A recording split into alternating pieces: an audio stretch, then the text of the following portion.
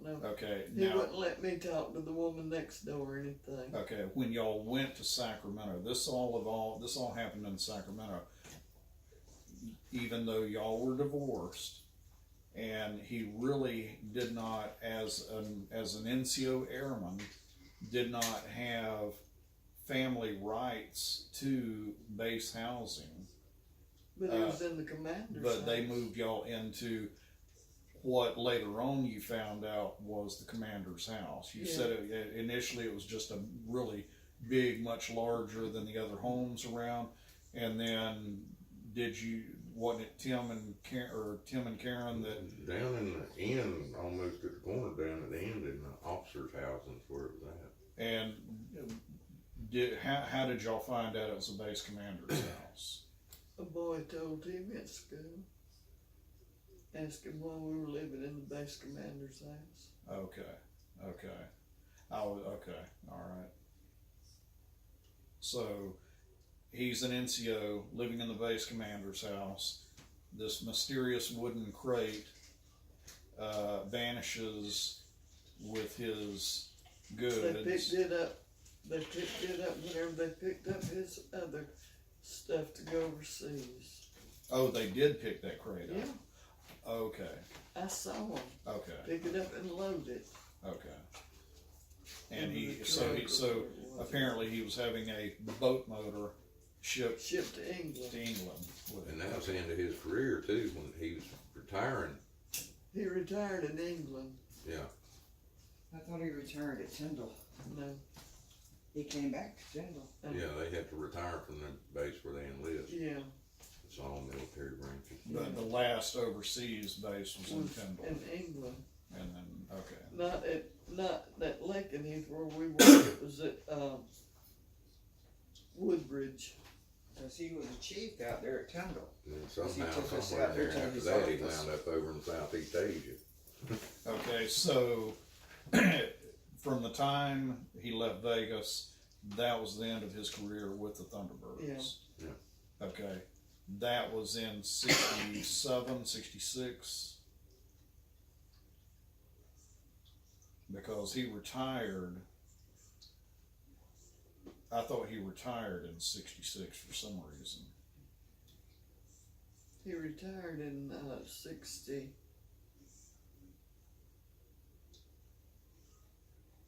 Jack got married in 69. He retired in 68. 68, okay.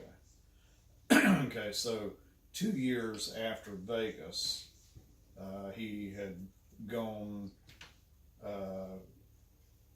he left Vegas, came back to Moody, or to Brooklyn, I'm sorry, to Brooklyn, then went out to Sacramento, carried all of y'all to Sacramento, and then went to Brooklyn a second time from there. And then you came back, the family came back from Sacramento, and y'all didn't reconcile, you just, okay, and then from Brooklyn, he wound up going over to England. No, from Brooklyn went to Sacramento. From Sacramento, he went to England. Oh, so that's where his stuff was shipped from. Oh, Sacramento. Okay, I was getting confused again. So he went to England that time without us. What Martin Luther King killed in April of 69?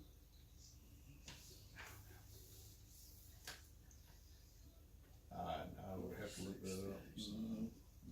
No, because CIA ladies.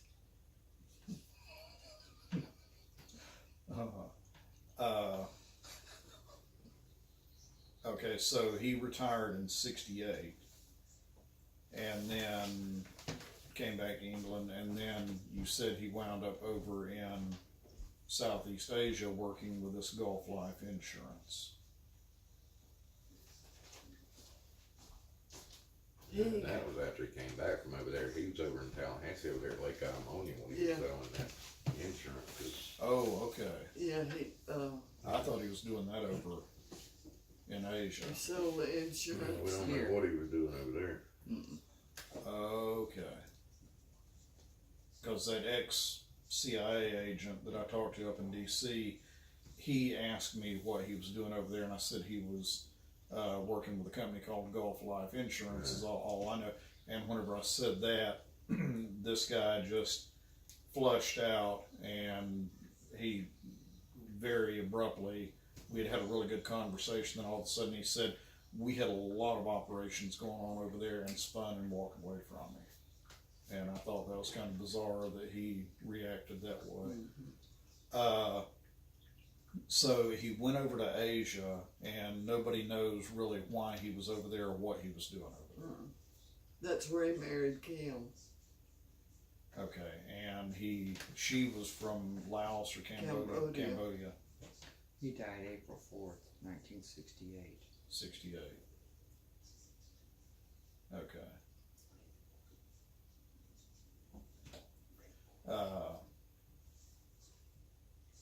So did Robert F. Kennedy, June 6, 68. So April 4th and June 6th of 68. Now, we're being photobombed here. Boy.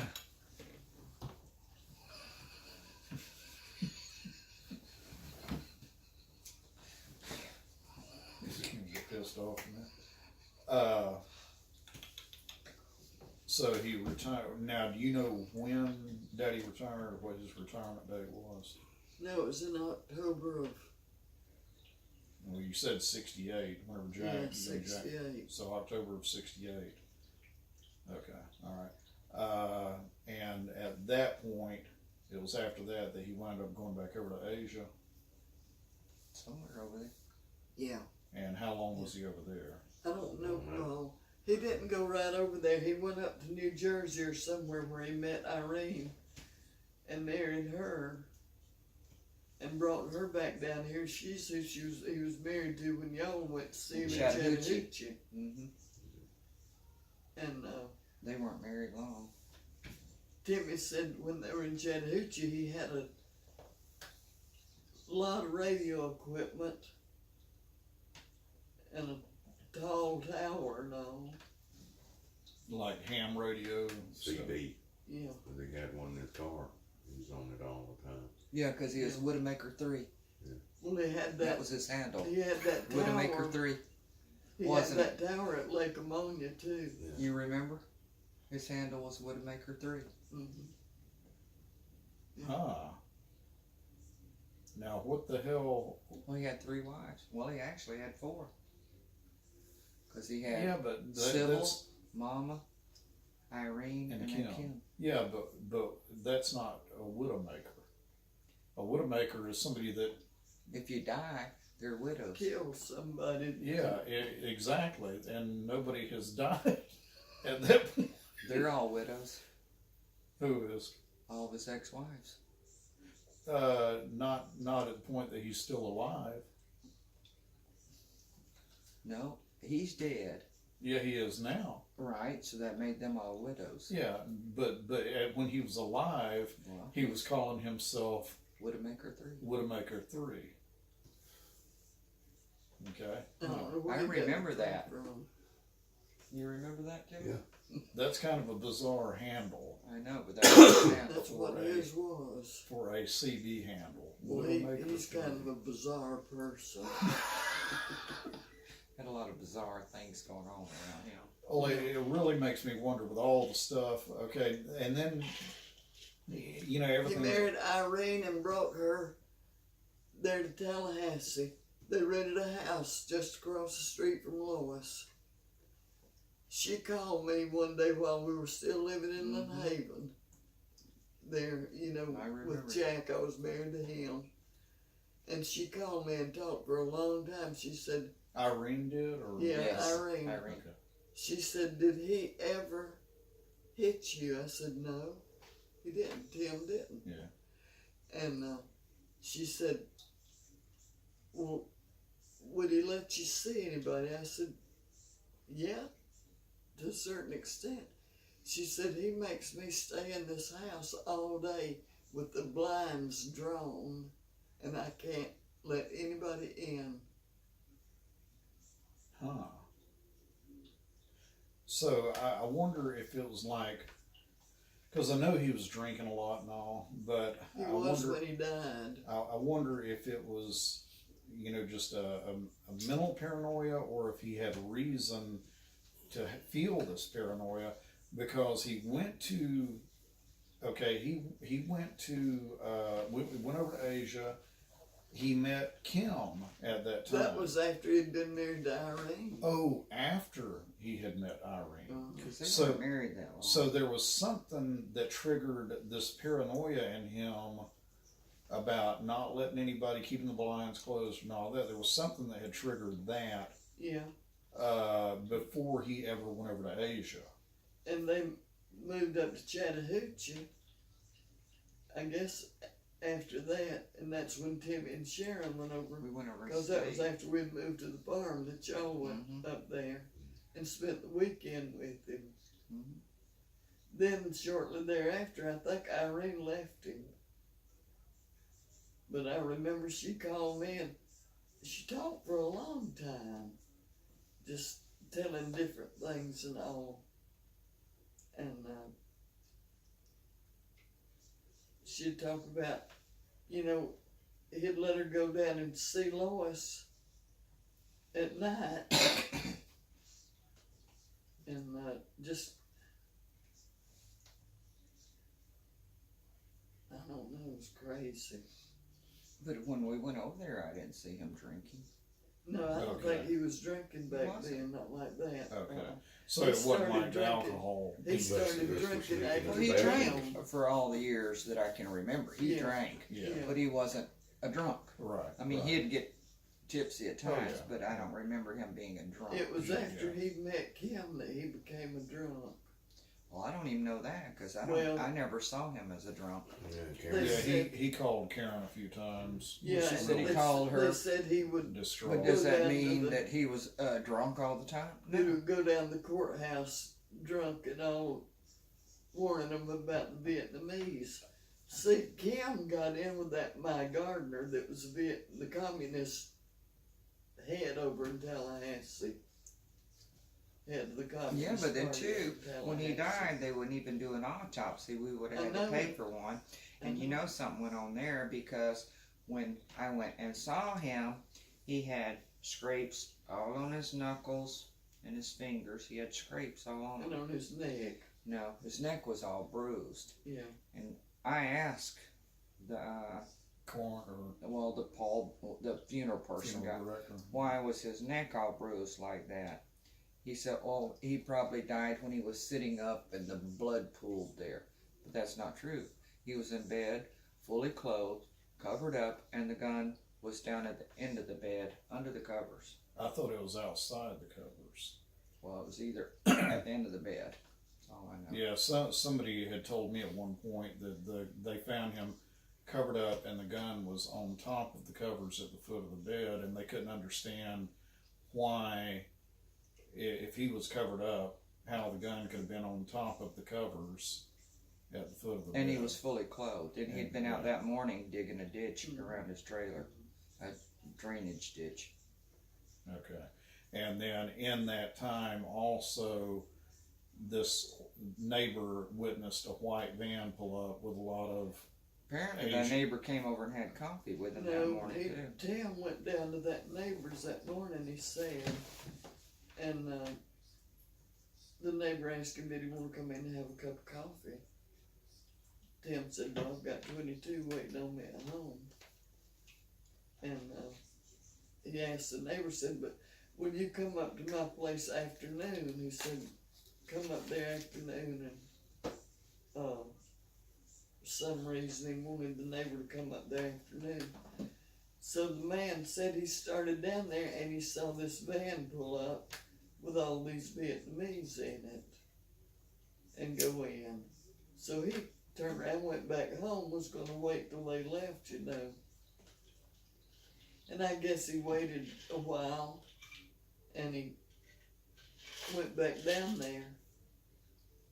He said he didn't go in. I don't know what he saw or what he heard, but he called Lois immediately. See, Lois and them had a trailer up there too, and told her that she needed to come out and see about her brother. She found it. So Lois and Vic and I don't know who all, Juanita I guess, went out there and that's what they found. Your daddy died dead.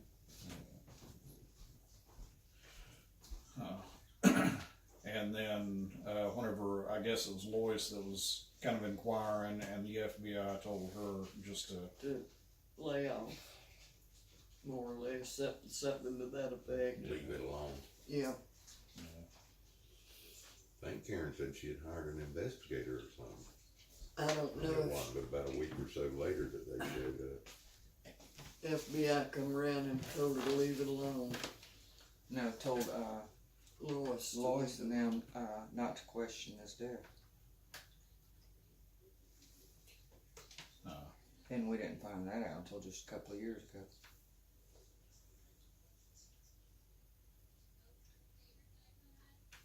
'Cause apparently they told Karen that over in Tallahassee. yeah. And I just remember his hands. His knuckles were all Yeah, scraped. they were all And his neck scraped was up. all bruised. And see, Karen had also told me that he had mentioned to her, I think just a couple of weeks before that, or a few days, some, About the African diamonds. you know, about the diamonds being buried under his boat. And I was thinking that there had been an autopsy. Nope, they wouldn't do it unless we paid for it. Hell, they were gonna give him a civilian funeral. Till Karen stepped in and she got all her shit round up, uniform, color guard and all that. Well, that's the one thing Tim always asked me was to have for him to have a military. Well, Gene funeral. and them put him in there and had him at the funeral home in a pinstripe suit. Yeah, Yeah, And we were like, no, he ain't gonna be buried like Yeah. that. yeah. We put him in his uniform, and we went out there and got had a everything for his military uniform. funeral.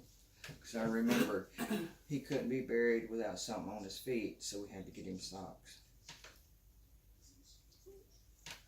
Even though nobody could see his feet. Yeah. And had to get his ribbons and all. Yeah, and we didn't know what kind of ribbons all he had. We just went and got ribbons. We didn't know. Because me and Karen went down there and picked out his casket and off. Because they had him in one of these old, Gene had put him in a pinstripe suit and had him in this old, Yeah, Karen said he looked like a gangster or something. yeah, he did. And this old casket, you know, it was kind of feminine looking, I thought, you know. Like, no, he ain't going like that. That's what them some bitches looked like at Brookley that come in that hangar that night. The pinstripe suits. Well, yeah, they had wearing pinstripe suits and even had the fedoras, the little hat. Huh. Yeah, that man in black that came to the house that day got out of the car and walked around looking up at the trees, you know, and all what that lieutenant was talking to me. Well, didn't you tell us too how Daddy, when you was there at my mom's, he'd go into the house and listen and shit? Yeah, Tim would climb under the city, stayed under the house one weekend or something, could hear what we were saying. Now this is just him stalking. So that's, You remember the bushes around my mom's house? oh yeah, bizarre behavior He there. may have, he may have knowing Tim. I know he'd show up all just out of the blue. We never knew he was coming. So when we lived over in that trailer in Lynn Haven, he showed up over there. Mm-hmm. Somewhere in there where we were over in Niceville. Can't remember if that was part of the 7th grade or 8th grade. Now that was whenever he was stationed at Eglin. No, that was after him and Mom were divorced. Oh. Do you remember? He showed up over there? No, I'm just saying somewhere in there we lived over in Oh, Niceville yeah, for a while. yeah. Yeah, that was after we were divorced. Oh, so just you and the kids, all of Yeah. us. Yeah. Okay, all right.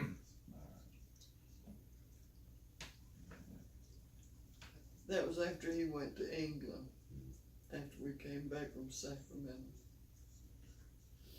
All right, so do we have any other daddy stories or questions or anything like that? If not, I'll shut the videos down, and then I'm gonna do one more brief, go back to what Sharon mentioned a while ago about some other stuff. No, I just have always wondered about things, and guess I'll die wondering about them. Like, I mean, His just, death. What- yeah, his death Yeah. and what all he was involved in. Yeah. Mhm. There's so many situations to Well, me. see, Kim worked. This was before Karen knew George. Yeah, yeah. Kim worked for him at the restaurant, And so did some of her family. and she told him that she was leaving Christmas Day.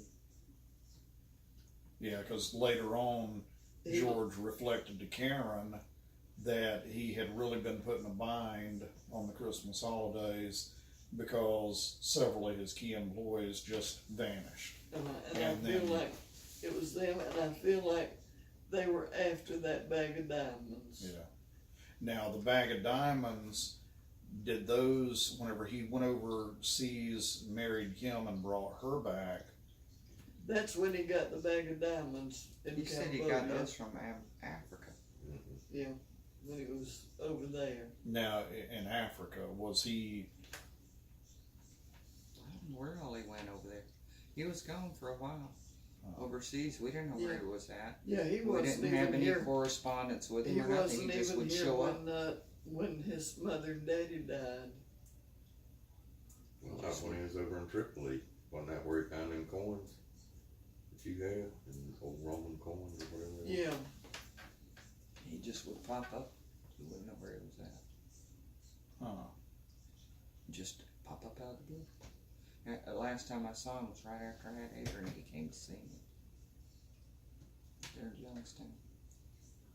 Yeah, the only time I remember seeing him, I think, was when you and Tim, it was right after we moved into the farmhouse up there.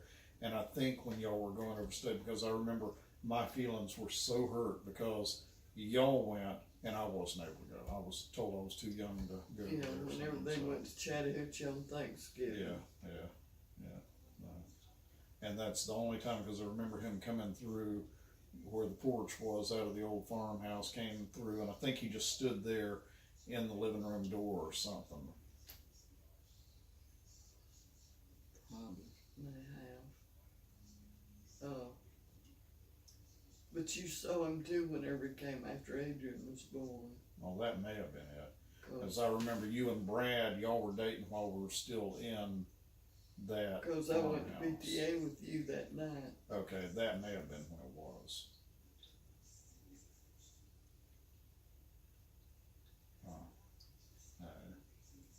Yeah, there are just so many oddities, and I think a lot of it. It's the not knowing. Yeah, well, you know, you had the dream about Captain Devlin. His plane crashed. That was pretty much the end of Daddy's career with the Thunderbirds. Yeah, and Then- it was the end of our marriage just about because Now, he served out his assignment. That's the thing with the Thunderbirds, Paul, that you're not understanding. It's a 2-year assignment Yeah. from the commander on down to the lowest airman Right. first class. Right. It's a 2-year assignment Okay. for everybody. And, Okay. Well, yeah, I understand that. Yeah. It's just what I'm saying as just a brief. It's not that I'm, you know, Yeah. trying to shorten or I'm just saying that basically whenever that happened, they went back to the F-100s. Yeah. You know, a few more tours, whatever, and then that pretty much yeah, he went to the 105s and that followed was into Brooklyn. that was the extent of the Thunderbird career. Yeah. Then y'all came back into the picture going to Sacramento. This is where really weird shit starts to happen. Y'all are moved into the base commander's house, an NCO with a divorced wife and 4 children that really has no rights to family housing, and they're moved into the base Well, commander's I'll tell you house. what Tim told him. That he had to bring his 4 children out there. He had custody of them. And he was bringing a babysitter with them. And you were the babysitter. But then again, they put him in the base commander's house. That's know why. okay. That's kind of But he bizarre. did have custody of us. Well, at that time, he was a E9. That's the highest you can go as far as enlisted rank. And he did have custody of us. Yeah, he had custody Okay. of them. Okay. So maybe just because of his rank and all, they granted him the base commander's house as housing, I gave him custody of you. which seems kind of odd there. But then as y'all's relationship dissolved and things parted ways, then he got into these other things. First Irene, the radio equipment, the Widowmaker 3, that deal. He had previously told you about somebody approaching him in Mobile about how much would it, and what was said in that conversation. He was at the NCO club or something, wasn't he?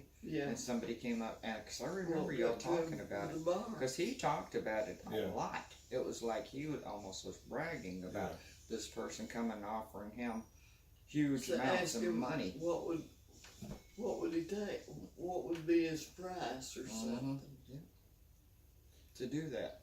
And see, one of the reasons why I have questions over this is because I've had some weird shit happen in my life and my career field where I feel like there are some connections involved. Timmy there. has too. And I can't really discuss these things openly right now, but there have been some weird things that have gone on in my career life, and I feel like there may have been people that knew him that are now kind of watching over me. There is, because I had the guy come out to me at Tyndall, and he was with the Thunderbirds. And when I mentioned Eddie's name, he was just like, and then he caught himself, and he broke out in a fucking sweat and everything, and then said, "Oh no, he didn't know him." Yeah. And Well, yet when- his name is so odd. Mhm. Thurl Maxon, Well, as soon as I said it, it was like, like he was, "Oh yeah, I know him," but Yeah. he stopped, caught himself, seeing that's the same reaction I got with that and he CIA. just broke out in sweat. That CIA agent up in DC that was in on that meeting where I was at, and we're just having a general conversation, and he had almost an identical reaction. Yeah. It went from very pleasant, calm, to just sudden panic, and boom, he's gone, just out of my face. Well, this guy talked to me for a while, gave me his card and everything, and then wanted me to meet him down at his motel room and everything else, Wow. which I didn't do. Yeah, well, I just wonder if he was wanting to divulge to you I don't know. off, because they've got cameras everywhere, and everybody's always aware of what I say, what I hear. But what he I- was supposedly there at Tyndall because he worked with refueling the planes. Of the And- president. Yeah, of the president. I saw Air Force One the other day too. It's kind of weird. It was like a half mile in front of me flying by. So I was sitting in a truck stop out in One of Texas. the Air Force Ones, because there's a whole bunch of them. Yeah, I was about to say one of them, because this one it looked all faded and all, but it was, it was. I don't know. That may be the one he is in. Yeah. Well, they're supposed to have new ones ordered that are supposed to be delivered before long.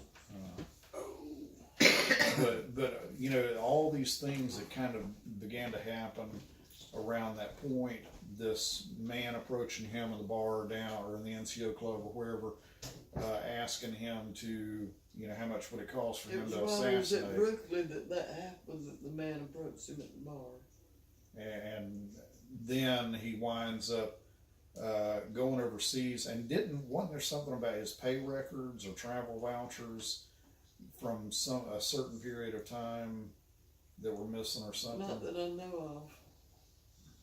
I gave you all that stuff. Yeah, and it got wet over at Heather's during a flood, and I don't know if if it got dried out and salvaged or not. So,